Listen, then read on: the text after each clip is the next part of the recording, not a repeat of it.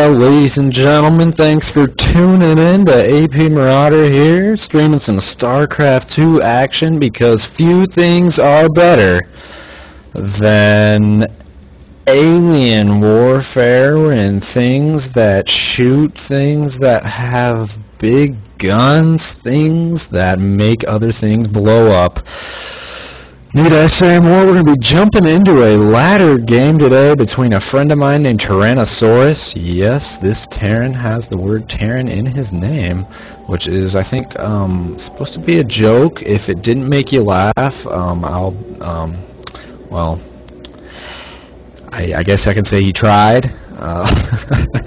No, Terranosarus, great friend of mine. I think he actually breathed StarCraft 2 instead of oxygen, at least at some points in the last year. When I think he and I each got the game around the same time. GG, you first. Oh, well, I think Last Chance definitely having the last word on the good luck telling. So we'll see if Last Chance continues to get the better end of every engagement in that similar manner. Terranosarus gives a hearty wall, and looks like both players getting to mining, getting to making their first supply quite normally.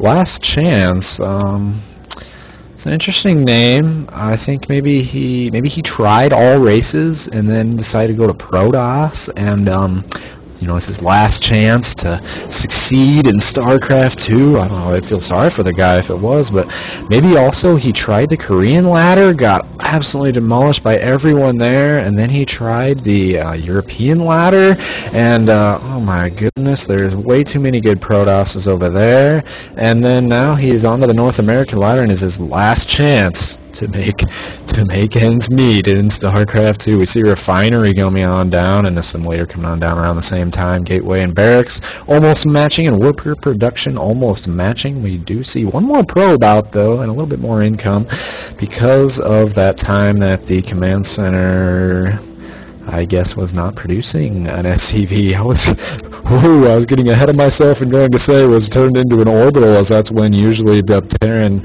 gets a little bit behind in worker count, but that hasn't happened yet. Get back in time with the game, please. Somebody tell me. Alrighty, the SCV going to be seeing everything. So annoying as Protoss because you really can't do too much about him if he's microed properly away from your probes until you get a stalker. So it's pretty tough because that does at least give away whether you're doing any funny business at all. This probe not going to get in and see anything because there's a wall, because that's what Terran does. The Marine, he's going to catch this probe. No, I'm running. No. God damn, he's way too far away. I'm going home. So over here we see Gateway Research coming on down, first Stalker coming on out, another Gateway. So will we see a 4-gate? This is some quite early time. I believe the Gateway went down on 12. Could definitely mean some early pressure from Protoss. I think with these multiple barracks and the wall coming down, we do see early Marauder as well from Terran, so that will mean that we will hopefully, I think, see this Terran be ready for this 4-gate. I'm not actually positive if this Protoss is going to do it for you, but chrono boosting these stalkers out looks like definitely some early poking and prodding going to happen. These Marines really died of those stalkers, so oh yes, the 4-gate, the infamous 4-gate, been powerful for Protoss since Protoss was pretty much started, I guess I should say, since StarCraft 2 and the beta came out and got going on. And this Marine, if he's caught out here, these stalkers, I always wondered what a Marine thinks of stalkers. Like, oh my gosh, these stalkers are literally twice as tall as me. They have big, funny looking, like, things above their head that the bullet comes out of, and there's like this big bearded guy, like, oh no, the forward pylon, there's definitely going to be a hardcore 4-gate here. Oh, kiting with the stalker on a single Marine, unnecessarily, I think, taking a little bit more damage than we was just attacked, but, well, we see 3 Marauders, so these stalkers might have to wait for some reinforcements. I don't see anything they can do, maybe deal a little bit of damage, but oh man, almost even taking some whole damage there. These Marauders, Alright, I'd like to see the gas coming down for the Terran. He needs to be getting up that stim or those concussive shells. Definitely, you got to pick one of those early researches to go for against something like this, as just gives those bio units such an advantage. These Marauders are going to have to go home now with the add-on of those Zealots. Zealots so good against bio units, especially in small numbers. Just going to begin dicing these Marines away, these Marauders. Can they get this other Marauder with just a few hit points of life? They sure do. Getting 2 Marauders in there. Oh my goodness! I thought that Zealot, I thought he had it. I thought he got on top of that depot, but apparently Terranosarus with the sick depot timing, going to be holding those units out of his base. That could have been complete chaos, but instead we do see 3 Mariners and a Marauder coming out. We've seen Orbital Command being morphed. It's quite an interesting choice. I don't see the point of that force field. Kind of a waste. I think I would have waited until these units come and put the force fields more back here to try to push those Marines out of range. That's generally the thinking with those sentries on the ramp. If not just waiting up for a Guardian Shield, I think is so much better. Especially unless you need it for those SCVs doing the repair. But Terranosarus really kind of hesitant to pull those SCVs in repair. Just pulls one to rebuild this depot. That'll probably get taken down, but targeting the other depot is the Protoss, which it holds. So Terran looking like he's in good shape. We're going to have to see a lot more warp-ins, and hopefully chrono boosting these warp gates. No. And the Forge got added on. I don't really see the point of that unless he's afraid of a counterattack quickly, but all of the Protoss money should be going towards these gateway units. And we don't see, we see a force field land. That was a decent force field as this is going to fall. There's no repair able to happen now from that SCV. SCV kind of getting caught in there brutally, and the Terran gonna repel. Marauders are just so good against Stalkers when there is a wall, and the 4-gate fails, and the Protoss gonna go home with his tail between his legs, but these pylons are just left out to dry. Oh, it looks like he remembers that and wants to come back and at least try to hold this position outside Terran base a little bit longer, but I think...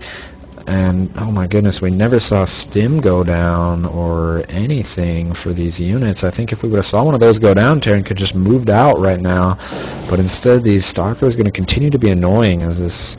I love this by Terranosarus here. Well, I guess if there's going to keep being annoying units, I'll make a bunker. I guess I can do that just to keep them out of my base. Oh my gosh. So we see some repairing happening. This depot going to be fine. Does snipe the SCV. That's pretty nice there. But in the units lost tab, I think Protoss in the early portion of the game, these Stalkers are just too expensive to be even bothering with doing this damage here, because you know they're just going to get caught and picked off just like that. And I think Terran now can make a big move out and bust this 4-gate as Protoss has tried to get up and expand behind this. But Terran knows that with this sick SCV placement. So annoying by Terrans who or by any race when they park that worker there. And we really need to see some more units besides Stalkers produced by these Protoss players. This bio just acts so well against those early Stalkers. They attack so slow. I think when I play Protoss, Stalkers kind of drive me a little bit crazy. I think they need to be in the category of they deal damage per minute, DPM, yes, because they attack so painfully slowly at times. Cleaning out that SCV is last chance, and he needs to be getting up this economy just as quickly as he can and begin mining that gas. Looks like he's absolutely broke in the gas department, and he does have +1 coming down for the attack, but units lost just so favoring the Terran right now because of the expensiveness of those sentries and Stalkers. Protoss, the 4-gate really can be done, but only I think against a few Terran builds where they really skip out on army, because if they get many of those early Marauders behind that wall, those gateway units do tend to evaporate. It is true, Husky and Kurt, that those Marauders turn toss to goo. I think there's definitely truth to that statement. I kind of like this cannon here, just for the fact if there was a counterattack, we get a little bit of DPS, but we really need to see some sentries able to lay down some force fields, because right now this Terran Bio Ball is just substantially ahead of the Protoss And we see Protoss going for the Robo and then the Twilight. I think also that's just a little bit awkward. I think if we see the Robo, we should see a quick tech to Colossi, but I think he also really wants to get that charge upgrade, because nothing is more painful for Protoss than seeing these Zealots just getting owned by concussive shells. Concussive shells does so good until charge is done, and this, oh my gosh, demonstration of it right there. Not even going to be able to get up and see very much of that, I don't think. It's just painful to see that. We do see a scan, seeing the gateways of the Protoss and the Terran. Going to see that forge. Not really going to see. I like the choice of putting the tech structures down here. They're a little bit more vulnerable maybe with an attack, but the likely place for you to hide your tech is maybe like back in here or over in here. And oh, Terran just spending all the scans on the Protoss. He nails that one, seeing now everything in the Protoss base. So he's going to see that Immortal. He sees that army. I don't know if he's going to think he can take that, or if he's going to want to sit back and macro up more, knowing that he... well, he's actually behind in the worker count, but his income's probably about equal as soon as mules happen. There was a time when like 8 mules came down right here, and when this orbital finally came out. And I think for overall money, we can see that it's going to be Terran actually having spent more in economy and having about equal, maybe a little bit more money overall there, but definitely the Protoss losing more. And from that standpoint, Terran has a huge lead at this point. And the Stalker Immortal really doesn't kill the Bio Ball that well. These are powerful units, but they attack slowly, and the Bio Ball just attacks so fast. If and when Stim finally got done, thank you Tech Lab for finally getting that done. I think Stim could have been gone for a little bit earlier by Terranosarus here, and he could have maybe made some counterattacks or chased down some of those Stalkers a little bit earlier, and even ultimately just clean that 4-gate up sooner. But it looks like we are going to see both players survive to the macro game. Something I like to see how these usually play out. It's going to depend a lot on the tech the Protoss goes, Colossi or Templar, and then how well Terran can use his Vikings and Ghost to counter that. But also, we could just see straight up bio with a lot of medevacs happen. We see the factory, but nothing on it yet. We do mostly see just medevacs, Marines, Marauders, and those upgrades coming on down. So I like to see this engineering bay, as Protoss has been kind of hammering the upgrades. He did get the double forges, so there's going to be an instance of the smaller but more numerous army facing against that Protoss upgraded army, but that there's just not very many units there. I mean, these Stalkers, it kind of looks big when they're spaced out, but I mean, ultimately, you can tell the supply is just crushingly in the Terran favor. I love to see these sentries. They got to get into position, though, to force field, I think. And I love this observer from Protoss. He's going to see the Terran army moving out. This Zealot is no more. He's like, there's an army. I'll do my best. And then he gets evaporated. The Hellion there leading the way. I really like that addition to the army, actually. I was kind of wondering why a Hellion would be made, but it's kind of nice to have you in your army just to zoom ahead and kind of scout when you're moving out. Terran going to be going and looking for the third base, which there's not one. He himself is going to snipe that observer with the turret, just a turret just there to, I think, probably just to get observers. There's really no other need for that.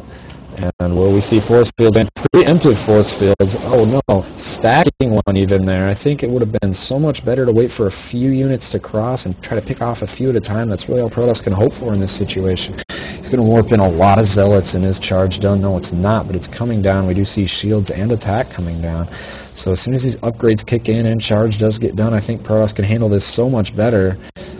Taking a hidden Nexus down here. This is pretty ballsy, I would say. If Terran just scouts that with the use of medevacs and even just splitting off a small amount of that bio ball, he can just come down there and do a lot of damage really fast. Where are the force fields? Are they coming? Will they pinch any units off this time? These stalkers bogging up all the zealots and sentries and even the immortals in the back. You got to make sure that those zealots and those shorter ranged units that have to get their shots off get up in the front. We did see some units get pinched off here. I really like these force fields, and the Terran